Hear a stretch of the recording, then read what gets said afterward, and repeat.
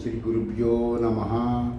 నేను మీకు తెలియజేస్తున్న మంత్రములు మీరు డైరెక్ట్గా చేసుకుంటే చేసుకోవచ్చు, లేదంటే మీరు వాటిని స్క్రీన్ షాట్ల పరంగా తెలియచేయటం కుదరని పని. మీరు దగ్గరలో ఉన్న వేద పాఠశాలల దగ్గరికి, సంధ్యావందనం చేసే బ్రాహ్మణుల దగ్గరికి వెళ్ళి వాళ్ళని సంతృప్తిపరిచి తెలుసుకొని చేసుకోండి. లేదు మా అందరికి మేము చేసుకుంటామంటే చేసుకోండి. మీకు ఎవ్వరూ మిమ్మల్ని మీరు తరించే ప్రయత్నంలో కొంత డబ్బు ఖర్చు పెట్టడం తప్పు కాదు అని నా అభిప్రాయం. కాబట్టి మీరు వేదాలు చదివిన వాళ్ళ దగ్గరికి వెళ్ళండి, ఖర్చు పెట్టండి, వాళ్ళ ద్వారా మిమ్మల్ని మీరు తెలుసుకోండి, వృత్తిలోకి రండి. మేము సొంతంగా చేసుకుంటామంటే చేసుకోండి. పూర్ణదీక్ష కావాలంటే సంప్రదించండి. ఈరోజు చెప్పగలిగింది శ్రీచక్ర నవావరణ గుప్త గాయత్రి మహామంత్రము. ఓం హ్రీం ఓం కయ్యేయీల ఐం హ్రీం ఐం శత్రుఘ్నాయ విద్మహే ఐం క్లీం సౌః హసక హల క్లీం హ్రీం క్లీం దీర్ఘకాయాయ ధీమహి ఐం ఈం సౌః సకల శ్రీం హ్రీం శ్రీం తన్నో దండః ప్రచోదయాత్.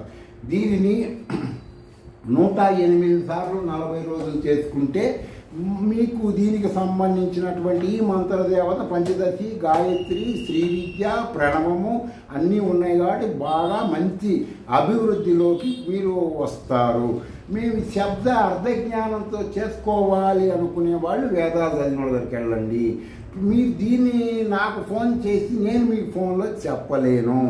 మీరు ఇక్కడికి స్వయంగా వచ్చి తెలుసుకుంటామంటే ఈ ఒక్క దానికోసం అంత దూరం ఇక్కడ ఖర్చు పెట్టి ఛార్జీలన్నీ వాళ్ళకే ఇస్తే వాళ్ళే చెబుతారు కదా. మీరు ఈగోగా ఫీల్ అవ్వకుండా ఈ మంత్రం గురించి మాకు వివరణ చెప్పండి, మీకు డబ్బులు అంత ఇవ్వమంటారు చెప్పండి, అడగండి, తెలుసుకోండి, నేర్చుకోండి. ఈ మంత్రానికి ప్రత్యంగిర కృత్యని కూడా కలుపుకోవచ్చు. దేనికి కలుపుతారంటే అది చెబుతాను. పశునాశిని కృత్య అంటారు. పశునాశిని అంటే మనకు శత్రువులని పశువులు అంటారు.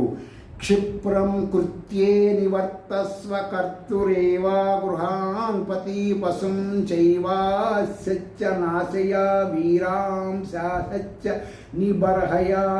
నాకు కలిగే సర్వ రోగములు, సర్వ బాధలు, సర్వ ఇబ్బందులు ఎవరు అయితే కలిగిస్తున్నారో, సపోజ్ గ్రహాలు మీ ప్రారంభ కర్మ రీత్యా కొంతమంది చెప్పినట్టు గ్రహాల రీత్యా, నక్షత్రాల రీత్యా వస్తే అవి కూడా నశించిపోవాలి, నా మీద పని చెయ్యకుండా అని అర్థము. కాబట్టి శ్రీచక్ర నవావరణ గుప్తకి ఇది కలుపుకొని చేసుకోవచ్చు. అక్కర్లేదని డైరెక్ట్గా అదే చేసుకుంటాం, ఆమె యూనివర్సల్ పవర్ కదా, వేదాలు చెప్పినాయి కదా అంటే చేసుకోవచ్చు. మీ సొంత మానసిక అభిప్రాయాలను బట్టి ఆలోచించి చేసుకోండి. మిమ్మల్ని